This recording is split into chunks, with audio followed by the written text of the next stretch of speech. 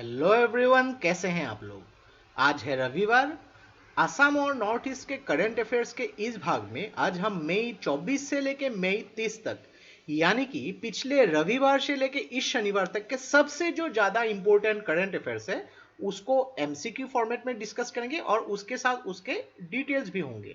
तो यहाँ पे देखिए कि यूपीएससी हो, एपीएससी हो, किसी भी कॉम्पिटिटिव एग्जाम्स में हो, आसाम और नॉर्थ ईस्ट के जो करंट अफेयर्स को बहुत ज़्यादा इंपॉर्टेंस दिए जाते हैं। तो यहाँ पे आसाम और नॉर्थ ईस्ट के करंट अफेयर्स अनलाइक जो national and international current affairs के जैसे इतनी इजीली उपलब्ध नहीं होती है। तो यहाँ पे ये हमारी एक अनोखी इनिशिएटिव है जिसके जरिए यहाँ पे आसाम और नॉर्थ ईस्ट के जो भी एग्जाम ओरिएंटेड करंट अफेयर्स या फिर जो भी जनरल नॉलेज हो उसके पॉइंट ऑफ व्यू के हिसाब से आप लोग के साथ यहाँ पे डिस्कस किया जा सके। तो हमेशा की तरह हम आज भी नॉर्थ ईस्ट के एक टॉपिक से ही शुरुआत करेंगे। तो इससे पहले अगर आप लोगों ने हमारे चैनल को अब तक सब्सक्राइब नहीं किया है तो इसको प्लीज सब्सक्राइब कर लीजिए ताकि आने वाले ऐसे ही वीडियोस के नोटिफिकेशन इसी तरह आपको मिलते रहे। तो जैसे कि आप लोग जानते हैं कि नॉर्थ ईस्ट में बिकॉज ऑफ जो माइग्रेटेड वर्कर्स है अलग अलग जो स्टेट से आ रहे हैं, तो इसके वजह से यहाँ पे नॉर्थ ईस्ट में स्पेशल आसाम हो, त्रिपुरा, अलग अलग मेघालय, नागालैंड, यहाँ पे जो कोविड-19 पॉजिटिव के जो केसेस ये बढ़ती जा रही है। और इनफैक्ट आसाम के जो हेल्थ मिनिस्टर है हिमंत बिश्व शर्मा, उन्होंने यहाँ पे ये भी बोला है कि मोस्ट ऑफ द केसेस जो भी पॉजिटिव केसेस है यहाँ पे सब इंपोर्टेड है। तो नॉर्थ ईस्ट का पहला कोविड-19 सुपर स्पेशलिटी हॉस्पिटल जो है गुवाहाटी में इनोग्रेट किया गया जो हेल्थ मिनिस्टर है हिमंत बिश्व शर्मा के द्वारा। तो यहाँ पे देखिए ये जो कोविड-19 सुपर स्पेशलिटी हॉस्पिटल है ये जीएमसी के पास ही यहाँ पे इसको स्थित किया गया है। तो इसमें टोटल जो खर्चा हुआ है लगभग 150 करोड़ की यहाँ पे खर्चा हुआ है। और यहाँ पे जो है एक special UV ultraviolet radiation equipment इसको ही इंपोर्ट किया गया है फ्रॉम कनाडा। और यहाँ पे ये भी कहा गया है कि 200 बेड होगी यहाँ पे और 60 जो इंटेंसिव केयर यूनिट भी मौजूद होगी। तो इस हॉस्पिटल में एक ही साथ लगभग 5000 हॉस्पिटल्स जो है 5000 जो पॉजिटिव पेशेंट्स की ट्रीटमेंट हो सकती है। तो कोविड-19 बहुत ही जल्दी खत्म हो जाएगा हम लोग ऐसे ही सोच रहे हैं। तो उसके बाद इस हॉस्पिटल को एक जनरल सुपर स्पेशलिटी हॉस्पिटल के हिसाब से यूज किया जाएगा। तो जैसे कि आप लोग जानते हैं हमने अपना वेबसाइट रिलीज किया है। तो इसमें आप मार्च महीने के जो और अप्रैल महीने के करंट अफेयर इसका कंप्लीट जो पीडीएफ आप बहुत ही एक कम प्राइस में डाउनलोड कर सकते हैं। और हमने कुछ दिन पहले जो है आसाम और नॉर्थ ईस्ट के जो 2019 के सबसे जो ज़्यादा इंपॉर्टेंट करंट अफेयर्स है जो आपके एग्जाम पॉइंट ऑफ व्यू के हिसाब से बहुत ज़्यादा इंपॉर्टेंट होगी, 200 best current affairs MCQ format में, उसका भी एक जो यहाँ पे कंपाइलेशन जो हम लोगों ने इंक्लूड किया है। तो इसको भी आप लोग डाउनलोड कर सकते हैं। तीनों ही कॉपीज के जो लिंक मैंने डिस्क्रिप्शन में दे दिए हैं वहां से आप उसको फॉलो कर सकते हैं। और इस वीडियो की कंप्लीट जो नोट्स है आज शाम को आपको हमारे वेबसाइट में मिल जाएगी। दोनों ही लिंक मैंने डिस्क्रिप्शन में दे दिए हैं। तो चलिए आज का वीडियो शुरू करते हैं। कौन से राज्य ने रिसेंटली स्पोर्ट्स को यानी कि खेल को इंडस्ट्री स्टेटस दिया है? तो इंडस्ट्री स्टेटस जो खेल को दिया है ये है मिजोरम। तो सही उत्तर है मिजोरम। तो ये एक्चुअली अनाउंसमेंट दिया है मिजोरम के जो स्पोर्ट्स मिनिस्टर है रॉबर्ट रोमाइवा रोते ने। तो यहाँ पे मेन जो एम है कि स्पोर्ट्स सेक्टर को यहाँ पे एम्प्लॉयमेंट हो, यहाँ पे जो वैल्यू हो स्पोर्ट्स की उसको इंक्रीज किया जा सके, जो प्राइवेट कंपनीज है स्पोर्ट्स में इन्वेस्ट करना चाहती है उसको अट्रैक्ट किया जा सके, और यहाँ पे लोन्स हो, सब्सिडीज हो, कंसेशंस इसमें स्पोर्ट्स को दिया जा सके। तो मिजोरम जो है भारत का पहला राज्य है जिन्होंने ऐसा किया है। तो इसमें स्पोर्ट्स पर्सन की जितनी भी रिक्वायरमेंट्स हो, उनकी जो प्रॉपर रजिस्ट्रेशन हो, स्पोर्ट्स के मैनेजमेंट को यहाँ पे जो है मीट करने की मेन रिक्वायरमेंट है। और एक चीज याद रखिएगा कि गवर्नमेंट ऑफ मिजोरम ने एक प्लानिंग भी करी है रिसेंटली कि एक एलिवेटेड जो फुटबॉल ग्राउंड भी मिजोरम में स्टार्ट किया जा सके। और इसके रिलेटेड जो federation of Indian chambers of commerce and industry ने भी इसमें इंटरेस्ट दिखाई है। तो मिजोरम के स्पोर्ट्स से रिलेटेड बात करेंगे तो मिजोरम में काफी ट्रेडिशनल गेम्स भी खेले जाते हैं जैसे कि इंसु कनवार, इन कुइबा, इन उइलेन, तिरा मेई काया। मुझे माफ कीजिएगा थोड़ी सी मेरे प्रोनाउंसिएशन में हो सकता है, लेकिन इसमें कोशिश करूंगा जितना एक्यूरेसी मेंटेन कर सकूं। और काफ़ी सारे मिजोरम में टूर्नामेंट्स भी खेले जाते हैं, जैसे कि मिजोरम प्रीमियर लीग जो फुटबॉल से रिलेटेड है, मिजोरम सुपर लीग जो बास्केटबॉल से रिलेटेड है, काफ़ी सारे अनेक वहाँ पे जो आधुनिक स्टेडियम्स भी है, जैसे कि Hawla indoor stadium, Dengthuama indoor stadium, सजाईकवा इंडोर स्टेडियम, लामुआल स्टेडियम, ऐसे काफी सारे स्टेडियम भी मिजोरम में मौजूद है। तो यहाँ पे एक ही जब टॉपिक में हम लोग इन एंड आउट डिस्कस करते हैं काफी सारे टॉपिक्स, ताकि आपके स्टैटिक हो डायनेमिक हो, इससे रिलेटेड कुछ भी कॉन्सेप्चुअल क्लियरिटी आपके क्लियर हो जाए। इनमें से किन को नेशनल प्रेसिडेंट जो 37 जो national president federation of Indian chambers of commerce and industry के लेडीज ऑर्गेनाइजेशन का बनाया गया है? तो ये जो प्रेसिडेंट है, ये बनाई जो गई है, ये है जाह्नवी फुकन। तो ये जो है इन्होंने इनको जो अपॉइंटमेंट दिया गया है जो लोकसभा के जो स्पीकर है ओम बिरला के द्वारा, और इन्होंने रिप्लेस किया है हरजिंदर कौर तलवार को। और ये जो है फाउंडर मेंबर है और वाइस चेयरपर्सन है जो FLO federation of ladies organisation north east chapter जो है 2017 से ये उसके जो फाउंडर मेंबर और वाइस चेयरपर्सन भी है। FLO जो है फेडरेशन ऑफ लेडीज ऑर्गेनाइजेशन, ये federation of Indian chambers of commerce का जो लेडीज विंग है, और ये साउथ ईस्ट एशिया का ओल्डेस्ट जो वुमेन लीड बिजनेस चैम्बर है। और FLO जो है लगभग 8000 से ज्यादा एंटरप्रेन्योर्स और जो प्रोफेशनल्स को यहाँ पे सपोर्ट करती है भारत के 17 अलग अलग शहरों में। और यहाँ पे अगर बात करेंगे इसकी जो मेन ऑब्जेक्टिव है, ताकि जो महिलाओं को उनको प्रोत्साहित किया जा सके, स्किल्स हो एंड उसके एक्सपीरियंसेस हो अलग अलग सेक्टर्स में आगे बढ़ने के लिए। और इससे पहले जाह्नवी फुकन जो है जो एम्पावर एज ए एंटरप्रेन्योर हिसाब से काम करती थी, जो अलग अलग एंटरप्रेन्योर्स कैपेबिलिटीज के साथ 2014 से। और ये जो है को फाउंडर भी है जंगल ट्रेवल्स इंडिया 1989 में जिसकी स्थापना हुई थी, और जो असम बंगाल नेविगेशन कंपनी के द्वारा। और 2012 से वो मेंबर भी है national board of Indian institute of entrepreneurship and skill का। और ये जो है ministry of entrepreneurship and skill development के अंदर काम करते हैं। तो Jahnavi Phukan 37 national president of federation of Indian chambers of commerce and industry ladies organisation. काफी लंबा नाम है लेकिन आपको याद रह जाएगी। यूनाइटेड नेशंस ने खुदोल इनिशिएटिव को जो डिक्लेयर किया है कि ये अभी जो कोविड-19 के जो फाइट के अगेंस्ट दुनिया के टॉप ग्लोबल इनिशिएटिव में शामिल है। तो खुदोल इनिशिएटिव ये कौन से स्टेट के साथ रिलेटेड है? तो खुदोल इनिशिएटिव ये रिलेटेड है मणिपुर के साथ। तो खुदोल इनिशिएटिव को जो है ये एक्चुअली जो मणिपुर का एक एनजीओ है जिसका नाम है या ऑल, या अली नहीं, या ऑल आप लोग याद रखिएगा। तो या ऑल इन्होंने जो है अलग अलग जो यहाँ पे इनिशिएटिव लिए है, तो इसको अनाउंस किया है यूनाइटेड नेशंस के जो secretary general envoy on youth जो है जयथमा विक्रमनायके जो श्रीलंका से, इन्होंने ये अनाउंसमेंट दिया है। तो या ऑल ने जो है अलग अलग जो कम्युनिटी है LGBTQ जो है उनको फूड हो हेल्थ हाइजीन से यहाँ पे सपोर्ट किया है। तो LGBTQ जो है लेस्बियन गे बाइसेक्सुअल ट्रांसजेंडर और जो HIV एड्स से पीड़ित लोग हैं उनकी कम्युनिटी को। तो यहाँ पे इन जो एनजीओ ने लगभग 1000 से ज्यादा जो हेल्थ किट्स है, लगभग 6500 जो सैनिटरी पैड से यहाँ पे डिस्ट्रीब्यूट किए थे। और याल की इसकी स्थापना हुई थी 2017 में। और एक चीज याद रखिएगा कि मणिपुर जो है भारत के अलग अलग स्टेट्स के मुकाबले जो ट्रांसजेंडर कम्युनिटी को काफी सपोर्ट में यहाँ पे मशहूर है। और एनजीओ से रिलेटेड और एक खबर है गुवाहाटी से रिलेटेड, जो गुवाहाटी बेस्ड एक एनजीओ है जिसका नाम है धारा। तो धारा ने एक हेल्पलाइन भी स्टार्ट किया है जिसके जरिए कोरोना वायरस से रिलेटेड जो मेंटल जो हेल्थ सपोर्ट भी यहाँ पे मिला जा सके। तो यहाँ पे अलग अलग लैंग्वेज भी इसमें इस्तेमाल किया जा सकता है, जैसे कि इंग्लिश, हिंदी, असमीज, बोडो, मराठी, खासी, बंगाली, गाड़ो, तमिल ऐसे। और यहाँ पे ये जो है इसमें लगभग 150 साइकोलॉजिस्ट मौजूद है भारत के अलग अलग जगह से, जहाँ पे कुछ भी जो कोरोना से रिलेटेड जो भी किसी को मेंटल अगर परेशानी हो, हेल्थ रिलेटेड कुछ भी हो, यहाँ से जो बातें की जा सकती है। रिसर्चर्स जो है कौन से इंस्टीट्यूट ने रिसेंटली एक जो टेक्निक डेवलप किया है जिसके जरिए पानी को तेल से सेपरेट किया जा सकता है। तो हम लोग जानते हैं कि पानी और तेल आपस में मिलते नहीं है, लेकिन इसमें पानी अलग तेल अलग, इसको सेपरेट किया जा सकता है। तो ये जो है डेवलप किया है आईआईटी गुवाहाटी ने।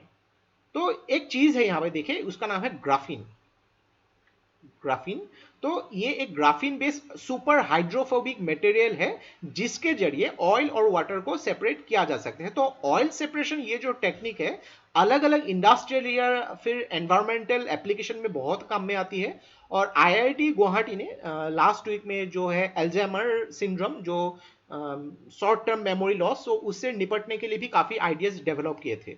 और रिसेंटली आईआईटी गुवाहाटी ने एक UVC light based disinfection box की भी डेवलप की है। पिछले साल आईआईटी गुवाहाटी ने जो लैब ग्रोन मीट भी डेवलप किया था, यानी कि किसी भी प्राणी की हत्या किया बगैर जो लेबोरेटरी में मीट की कल्चर की जा सकती है और जो इडिबल है, यानी कि उसको खाया भी जा सकता है, कंप्लीटली न्यूट्रिशियस है। तो ये सब आईआईटी गुवाहाटी से रिलेटेड न्यूज है। तावांगचू ब्रिज, तो ये रिसेंटली न्यूज में थी। तो ये कौन से स्टेट के साथ रिलेटेड है, इसको रिसेंटली अनावरण किया गया है। तो तावांगचू बीच ये जो रिलेटेड है अरुणाचल प्रदेश के साथ। तो इसका सही उत्तर है अरुणाचल प्रदेश। तो अरुणाचल प्रदेश के चीफ मिनिस्टर जो है पेमा खांडू जी ने ये दो ब्रिज जो है इसका अनावरण किया है, ताकि यहाँ पे जो इंडियन आर्मी की जो मूवमेंट्स हो थ्रू मैकमोहन लाइन यहाँ पे किया जा सके। तो यहाँ पे एक ब्रिज तो है तावांगचू ब्रिज, जिसकी लेंथ है 50 मीटर, जो टावांगचू रिवर जो है तवांग डिस्ट्रिक्ट के ऊपर यहाँ पे उसका अनावरण किया है। दूसरा ब्रिज जो है सूखा नाला ब्रिज, जिसकी लेंथ है 45 मीटर, जो सूखा नाला रिवर के ऊपर स्टार्ट किया गया है, जिसकी अनावरण हो चुकी है already west Kameng district Arunachal में। तो यहाँ पे दोनों ही ब्रिज को जो कंस्ट्रक्ट किया गया है बॉर्डर रोड्स ऑर्गेनाइजेशन के द्वारा। तो यहाँ पे इस ब्रिज के जरिए जो कनेक्टिविटी भी प्रोवाइड हो सकती है लोगों को, यहाँ पे एम्प्लॉयमेंट बढ़ेगी और बिजनेस अपॉर्चुनिटी हो, फिर लोकल को भी, यहाँ पे जो लोकल लोग हैं उनको भी यहाँ पे आसानी होगी बहुत कामों में। और बॉर्डर रोड्स ऑर्गेनाइजेशन, इसकी जो स्थापना की थी भारत के जो पहले प्रधानमंत्री है जवाहरलाल नेहरू ने 1960 में, और इसके जो डायरेक्टर जनरल है lieutenant general Harpal Singh. Recently एक एडवर्टाइजमेंट जो है सिविल डिफेंस कॉर्प के जो वॉलंटियर्स के रिक्वायरमेंट के लिए, वहां पे एक जो राज्य को यहाँ पे सेपरेट कंट्री घोषित कर दिया गया। भारत का ही एक राज्य है, इसको सेपरेट कंट्री गलती से घोषित कर दिया गया। ये तो कौन सा राज्य है? तो ये राज्य है सिक्किम। तो आप देख सकते हैं ये एडवर्टाइज में सिक्किम का सिटीजन का नाम यहाँ पे मेंशन किया गया है। तो यहाँ पे ये जो गवर्नमेंट एडवर्टाइज में सिक्किम को एक सेपरेट कंट्री के हिसाब से गलती से मेंशन कर दिया। तो उसके बाद सिक्किम के जो चीफ सेक्रेटरी ने इसके बारे में प्रोटेस्ट किया और बोला है कि ये एड जितना जल्दी से हो सके इसको रिमूव करना चाहिए, क्योंकि सिक्किम के लोगों को यहाँ पे जो उन लोग हर्ट हो सकते हैं ऐसे न्यूज से। और बाद में जो दिल्ली के चीफ मिनिस्टर है अरविंद केजरीवाल ने यहाँ पे ये भी मेंशन कि ये गलती हो गई और सिक्किम भारत का ही एक इंटीग्रल पार्ट है। तो आपको याद रखनी चाहिए कि 1975 की 16 मई को सिक्किम को भारत से जोड़ा गया था और सिक्किम भारत का 22वां जो स्टेट बना था। तो पहले जो है सिक्किम को एसोसिएट स्टेट का दर्जा मिला गया था। तो एक महीने के बाद, यानी कि जो 1975 में ही 36 अमेंडमेंट करके, जो 35 अमेंडमेंट को बदल के सिक्किम को कंप्लीट स्टेट का दर्जा मिल गया था। तो सिक्किम के जो चीफ मिनिस्टर है उनका नाम है प्रेम सिंह तमांग, और सिक्किम के जो गवर्नर है उनका नाम है गंगा प्रसाद। SITA सीटा, तो इसने रिसेंटली असम के इकोनॉमी का जो कंप्लीट असेसमेंट करके 4 अलग अलग इंपैक्ट असेसमेंट जो है असम के चीफ मिनिस्टर को हैंड ओवर किया। तो यहाँ पे एस का मीनिंग क्या है? तो यहाँ पे सीता का कंप्लीट मीनिंग है स्टेट इनोवेशन एंड ट्रांसफॉर्मेशन आयोग। तो सीता का एस का मीनिंग है स्टेट। तो यहाँ पे आसाम की जो इकोनॉमी है बिकॉज ऑफ लॉकडाउन की वजह से काफी यहाँ पे क्षतिग्रस्त हुई है। तो उस इकोनॉमी को रिवाइव करने के लिए सीता ने यहाँ पे काफी रिपोर्ट असेसमेंट की है, और इसमें 4 जो एक्शन प्लान्स 4 अलग अलग सेक्टर्स में इसमें बात की है। तो 4 सेक्टर्स, एक तो है इकोनॉमी के रिलेटेड रिपोर्ट है, दूसरा है यहाँ पे एग्रीकल्चर और एलाइड एक्टिविटीज से रिलेटेड रिपोर्ट, तीसरा है यहाँ पे टी इंडस्ट्री जो आसाम के उससे रिलेटेड एक रिपोर्ट है। चौथा रिपोर्ट जो है इंडस्ट्री और कॉमर्स जो आसाम से रिलेटेड उससे रिलेटेड रिपोर्ट है। तो ये सारे रिपोर्ट जो है जो किए गए थे जो अलग अलग इंटरनेशनल ऑर्गेनाइजेशन के साथ कोलैबोरेशन करके। और यहाँ पे देखिए कि आसाम में जितने भी आसाम इकोनॉमी और उसके जो अलग अलग इफेक्ट जो है बिकॉज ऑफ लॉकडाउन की वजह से यहाँ पे बहुत ज़्यादा हुई थी, स्पेशली टी सेक्टर में हो, यहाँ पे जो है इंडस्ट्रियल सेक्टर में हो, एग्रीकल्चर सेक्टर में है, तो इकोनॉमी पे उसका बहुत ज़्यादा इफेक्ट पड़ा था। तो यहाँ पे आसाम के चीफ मिनिस्टर ने यहाँ पे ये भी बोला है कि गवर्नमेंट जो है आसाम की गवर्नमेंट जो सेंट्रल गवर्नमेंट का जो 20 लाख करोड़ का जो इकोनॉमिक पैकेज है आत्मनिर्भर भारत अभियान, उससे काफी उनको फायदा पहुंचेगा। और यहाँ पे आसाम के चीफ मिनिस्टर सर्बानंद सोनोवाल ने यहाँ पे ये भी बोला है कि स्टेट इनोवेशन एंड ट्रांसफॉर्मेशन आयोग जो है सीता, तो ये जो है स्टेट फाइनेंस डिपार्टमेंट के साथ कोलैबोरेशन करके भी काम कर सकती है। रिसेंटली मेडिकल साइक्लोट्रॉन, ये एक मेडिकल डिवाइस है मेडिकल साइक्लोट्रॉन। तो कोई भी अगर आप लोगों में से फिजिक्स पढ़े होंगे फिजिक्स, तो इसमें डेफिनेटली आपको पता होगा मेडिकल साइक्लोट्रॉन ये कौन से इंस्टीट्यूट में इसको इंस्टॉल किया गया है। तो मेडिकल साइक्लोट्रॉन ये जो है ये इंस्टॉल किया गया है स्टेट कैंसर इंस्टीट्यूट जीएमसी के अंदर जो यहाँ पे काम करते हैं। तो इसका सही उत्तर है स्टेट कैंसर इंस्टीट्यूट। तो इसका जो अप्रूवल मिला है atomic energy regulatory board government of India के हिसाब से। तो नॉर्थ ईस्ट में हॉस्पिटल में ये पहला हुआ है कि किसी भी हॉस्पिटल में जो मेडिकल साइक्लोट्रॉन इंस्टॉल किया गया है। तो साइक्लोट्रॉन इसका जो यूज है ये क्या कर सकती है, रेडियो फार्मास्यूटिकल्स यहाँ पे प्रोड्यूस कर सकती है, जिसके जरिए स्कैनिंग प्रोसेस जो होती है किसी भी पेशेंट की स्कैनिंग जो होती है उसको आसानी से किया जा सके। और स्पेशली कैंसर के ट्रीटमेंट के लिए ये स्कैनिंग बहुत ही इंपॉर्टेंट है। तो यहाँ पे अगर बात करेंगे स्टेट कैंसर इंस्टीट्यूट, यहाँ पे उन्होंने ये भी बोला है कि यहाँ पे न्यूक्लियर मेडिसिन से रिलेटेड और भी यहाँ पे जो एडवांसमेंट ट्रीटमेंट किया जाएगा। और स्टेट कैंसर इंस्टीट्यूट ये जो है इसकी स्थापना 2017 में हुई थी। 200 बेड का एक हॉस्पिटल है, जीएमसी की का ही एक पार्ट है यहाँ पे। और जीएमसी की स्थापना हुई थी 1960 में, याद रखिएगा, गुवाहाटी मेडिकल कॉलेज। और तो आसाम में टोटल 6 मेडिकल कॉलेजेस है, ये आपको याद रखना है। रिसेंटली आसाम के जितने भी किसान हैं उनके द्वारा जो प्रोडक्शन जो किया गया था पंपकिन, रोंगालाउ जिसको बोला जाता है, तो पंपकिन जो है कार्गो फ्लाइट के जरिए अब्रॉड भेजा गया था। तो कौन से सिटी में इसको भेजा गया था, तो ये जो है आसाम के जो है कार्गो फ्लाइट के जरिए इसको दुबई भेजा गया था। तो यहाँ पे लगभग 10 टन जो है पंपकिन भेजा गया था।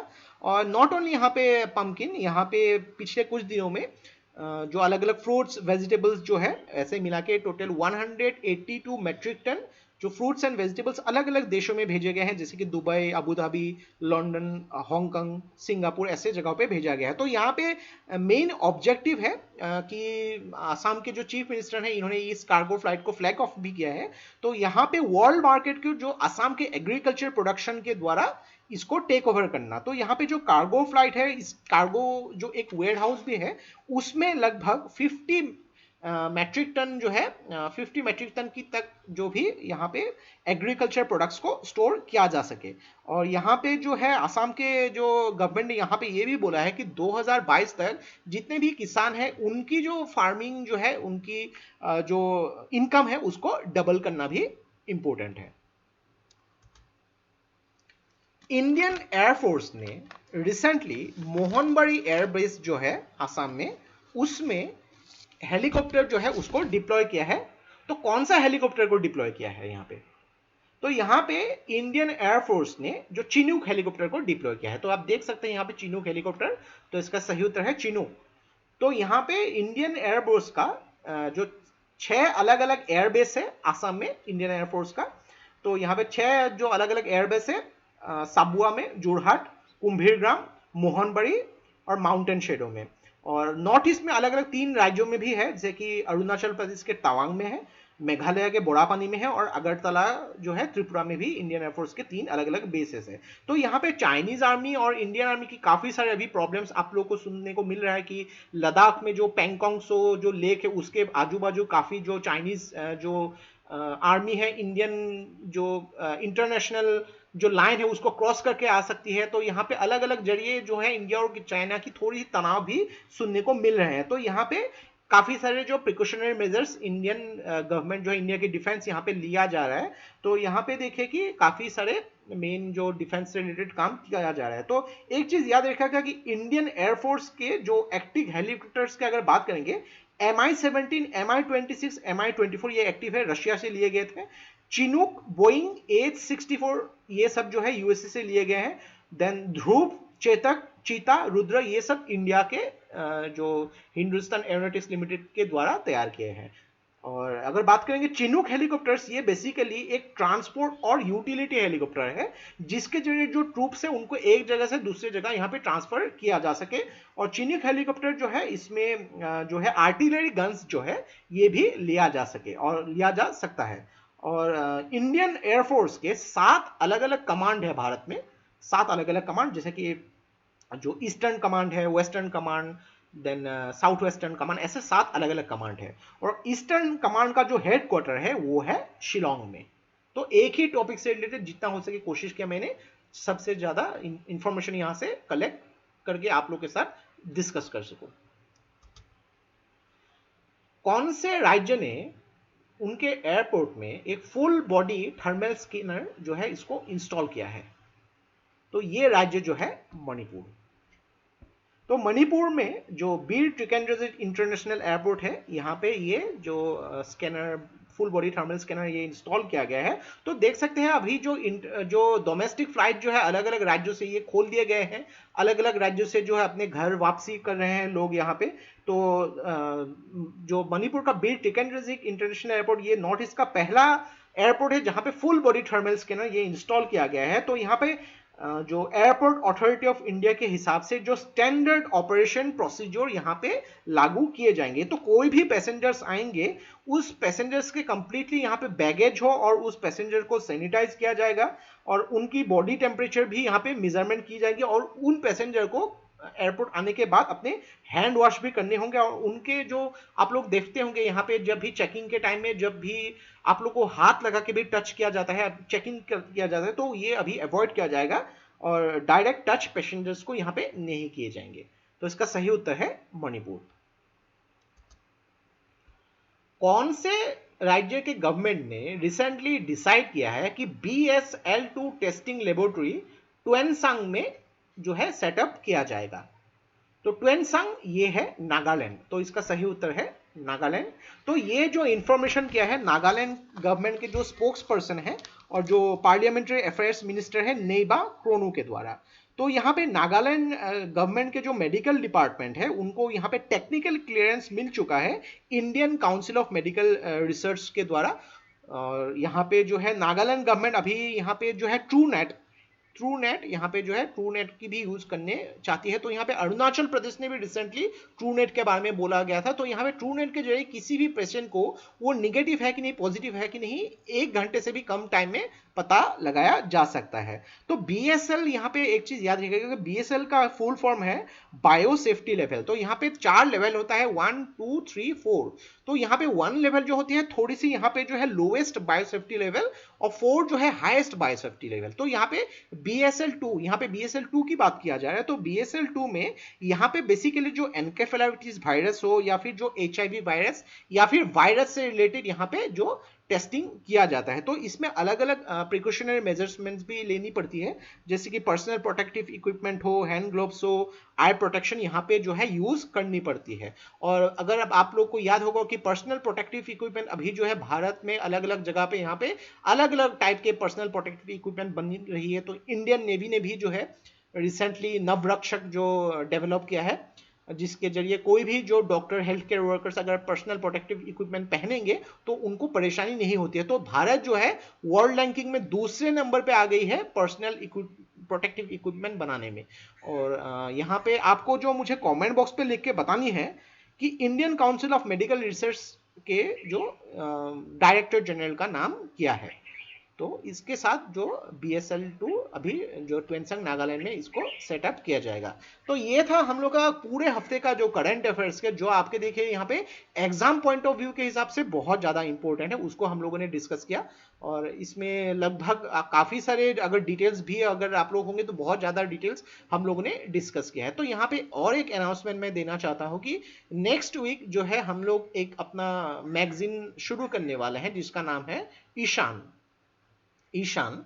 तो यहाँ पे नॉर्थ ईस्ट और जो आसाम के जितने भी इंपॉर्टेंट करंट अफेयर्स है उसकी एनालिसिस होगी। यहाँ पे अलग अलग आर्टिकल्स होंगे, जो आसाम हिस्ट्री हो, आसाम दर्शन हो, ऐसे बहुत सारे इंपॉर्टेंट फैक्ट्स आएंगे। यहाँ पे ऑनलाइन जर्नल होगी। तो नॉर्थ ईस्ट और आसाम का पहला मंथली जीके जो जर्नल होगी वहां पे हम शुरू करेंगे।